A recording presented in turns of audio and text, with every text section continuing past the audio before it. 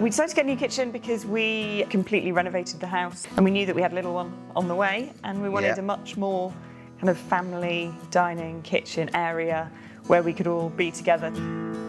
We got in touch with a number of high street brands, as it were. We had a couple of design appointments, but we weren't particularly taken by the quality. We also looked at bespoke options, so getting a handmade kitchen, but as you can imagine, that came with quite a hefty price tag.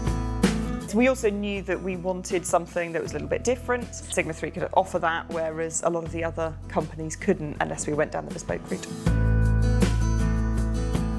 When we came across Sigma, we were instantly drawn on the website to the different features. So things like the crate drawers and the wine racks, etc. And those were features that we were really looking for, and that's really why we went down the route of Sigma.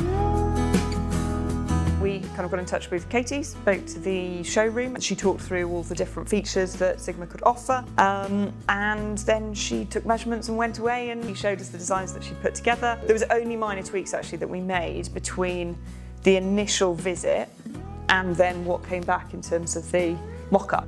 Top of the list was to go for sort of a shaker style, something more traditional but with a slightly modern look to it, contemporary/traditional.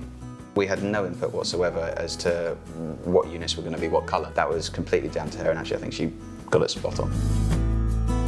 We had James come out and do the final check on measurements once the design and everything was agreed, and that was quite a seamless process. And at that point he turned around and recommended one fitter in particular, a chap called Dave, and he had Keith helping him as well. We can't fault the guys.